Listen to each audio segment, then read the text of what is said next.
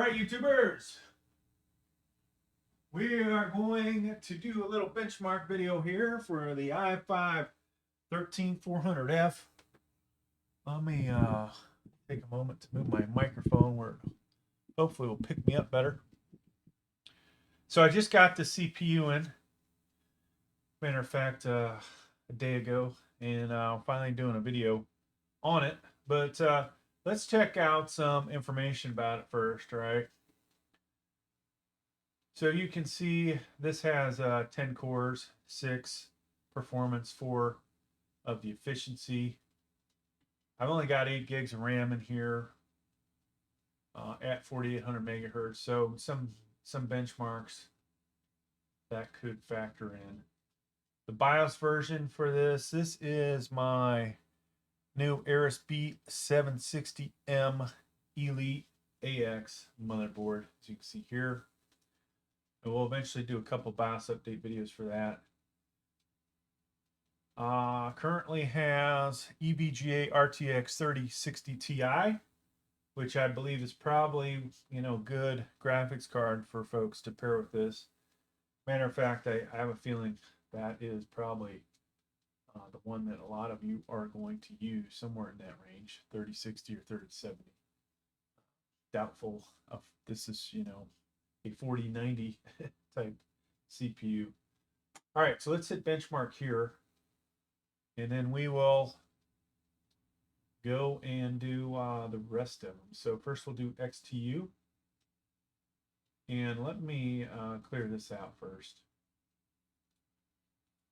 All right.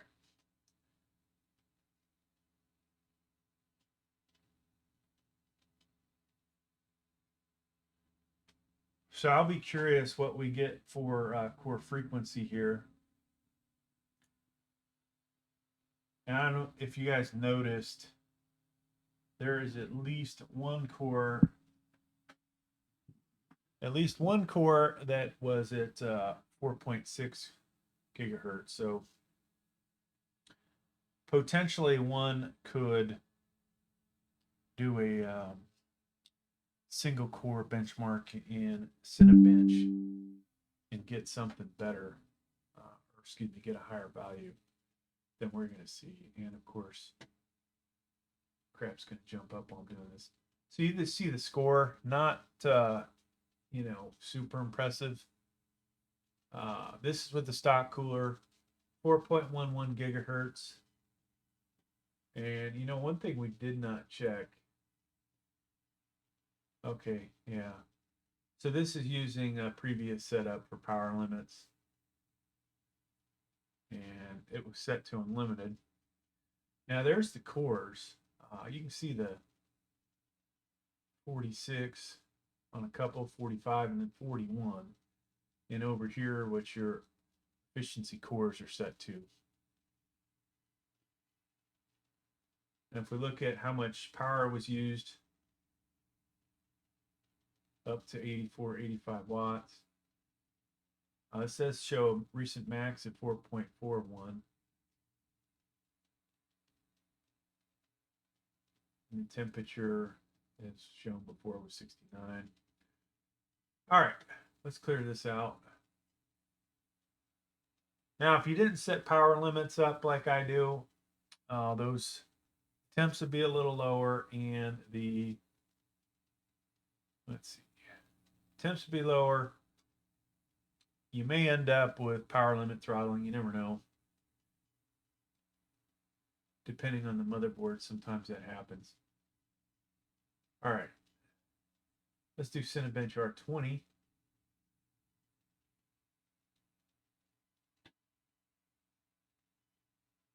Then we'll use XTU for the values. So I'm using another monitor. Sometimes I can't see everything on it. So move things around.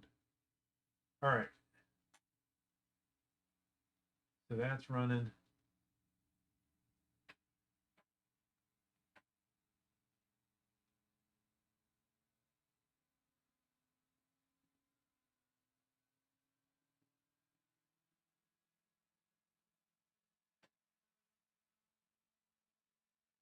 XTU uses less power in these benchmarks than you'll see in Cinebench R20 and R23.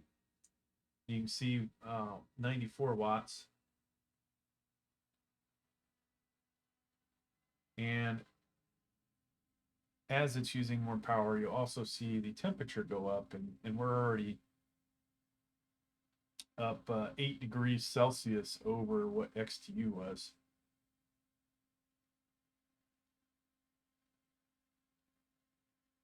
And you can hear, I've got the mic pretty close to the actual CPU cooler, so you guys can hear the that thing whining away, right?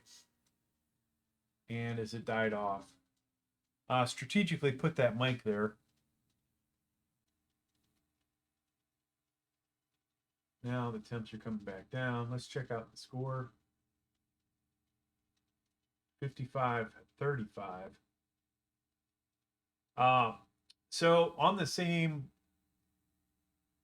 we'll say solid drive, right? M.2. Previously used the i5-12400F. I believe that was on a Z690. Obviously not a b760, but you can see the score difference. And that is almost, what, 20% greater, folks? 18-20%, I believe. So that is a significant increase. You know, as we had heard, 18% you would expect performance boost. Now, is it worth the price difference is the real question. That's another story, but I was hoping this would actually be closer to the 12700F, but you can see quite a difference. And then almost half of what my i9-12900 does, almost half of what the i5-13600K does, and you can see the rest of the scores. Only thing you don't see on here is the i9-13900kf that we've used. All right, so let's go ahead and close this. And I'm going to reset this guy. Actually, before we do that,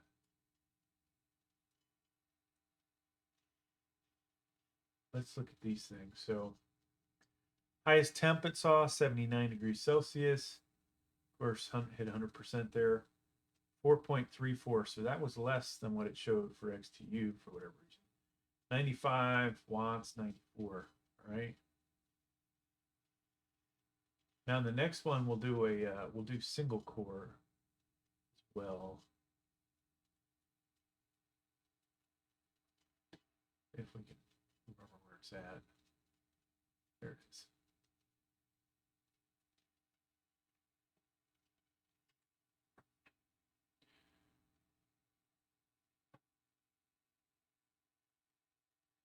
So I'll probably run this benchmark a few times, folks. We'll do some different motherboards. I know I will put this in a Z690 motherboard. And potentially I will also put this in maybe a B660. All right, so we are going to do multi-core first. And you can see some of the scores that are in here already. Where will we end up? Somewhere less than the i7-12700. All right. So the CPU cooler, it actually can get this thing down to 29. And let's go ahead and run this. All right, so it's running. And I would expect, folks, that we will hit some higher values here. Temperature will be a little bit greater. Wattage is already at 95, it looks like. I'm not sure it's going to go any higher than that, but I think the website says you could see 140 watts out of this. Not sure exactly how that's possible. This is, you know, one of the most taxing programs I've seen. All right, there's 96 watts. So we're definitely not going to get into the hundreds. And it's done already, okay? And you can hear the cooler lowering RPMs. Now, of course, we will try a better CPU cooler at some point. Actually, before I get this thing out of this, the CPU out of this motherboard, we will do that. Before we look at the score, 79 works 100% again. Max core there, 4.48, 96, 96. All right. And there's your score. Oh, wow. So it actually outperformed the i7-12700F, folks. You know, and it wasn't even, it's not really even that close, really. It's 1500 greater. That's pretty impressive. So let's go ahead and do a, we're going to do single core. Switch that over.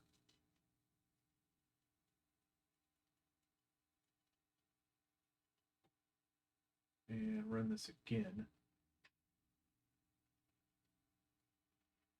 And concentrate over here, folks. We want to see if we can get 4.6.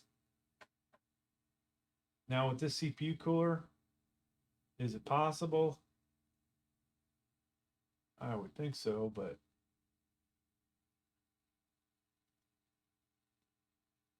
it doesn't actually feel like it's doing anything, does it? You don't even really hear the cooler cranking up much. It may be done already. Nope. Well, it's got a long way to go. All right. We're going to be here a while. So it's 4.51. And supposedly 4.53 so far, the highest. So, you know, the reason I'm doing this one, there are those of you that will wonder, well, how come I never see 4.6 gigahertz out of this CPU? And the truth is, when you look at the cores, there's only two that are capable of 4.6, right? So when you run these multi-cores, for whatever reason, you know, it does not show you that value. Maybe it shows you an average at times, but the only way to get that or anything close to 4.6 is going to be to run a single core test.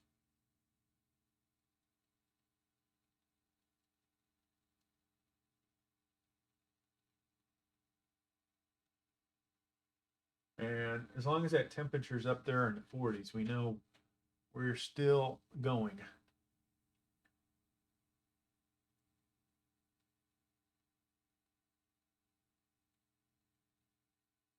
So one thing that might be interesting to look at as well while that's working, hopefully not screwing up our score, you know, going in here, so you can also track this way. These values are pretty close. There's that base speed. I don't think we see that in here, but 2.5 gigahertz. And I will do another benchmark where I run this with turbo boost disabled. You will see that in a separate video. And you can, in here you can see the cache, L3 cache 20 megs, which is impressive for this i5 13400 class. I mean, I believe it's much greater than what the 12400, 11400, 10400, all of which 9400, 8400, all of which we've had on this channel.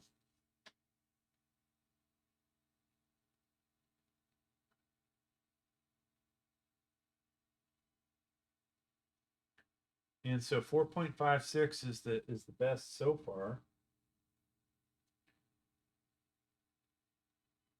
Power usage 51 watts, 50 to 51 watts. And let's just take a look at how far along we are. Still got a ways to go, folks.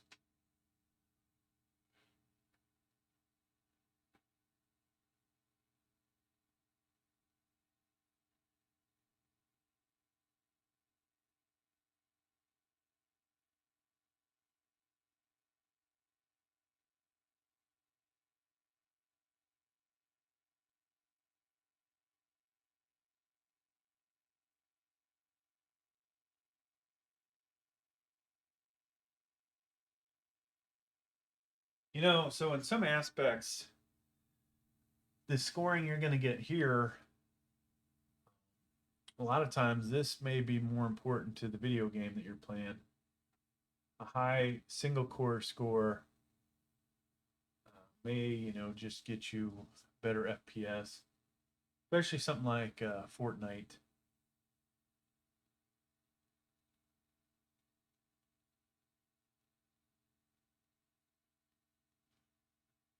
So still chugging along. And oh, here are the cores again. So you can see there were 2 at 46, 2 at 45. And so the max that this thing can see is 4.6.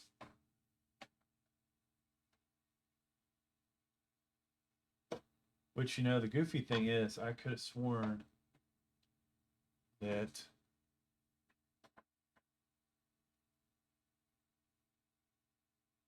there was nothing greater than 4.4 on this one, but I was mistaken.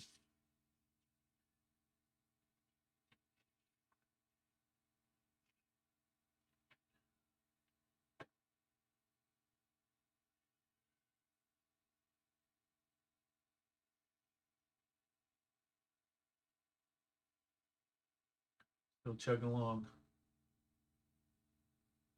So it appears, you know, it's doing the same test as before, but doing just one core versus all of the 10 cores.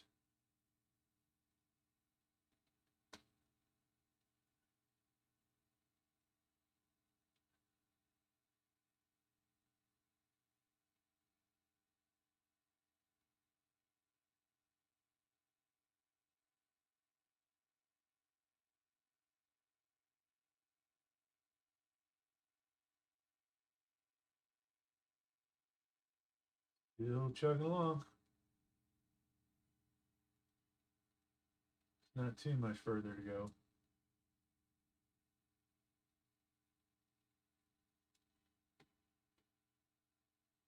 And still nothing has gotten much greater.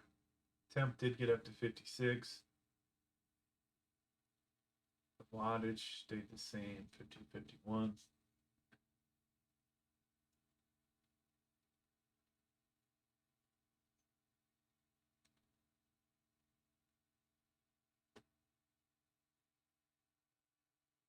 Now we'll have, I will release a bunch of gaming videos for the CPU with various graphics cards. And I do not know how many will end up on this channel. I've got another channel. Well, I've got a lot of other channels, but you know, one other channel that a lot of the gaming videos get posted on. They don't do as well on that channel as they do this one, but I can't stuff hundreds and hundreds of gaming videos on a channel that's really meant for tech unboxings and hardware installs, which, you know, is unfortunate for me. All right, so it's done, folks. And you can see it has the highest single core off the CPUs that were previously on here, default settings. It doesn't show any of my other ones for whatever reason. And you can see the ratio here.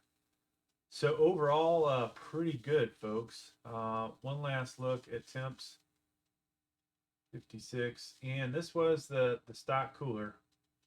In case I did not mention it. I think I did, but thanks for checking out the video. Please like, please subscribe.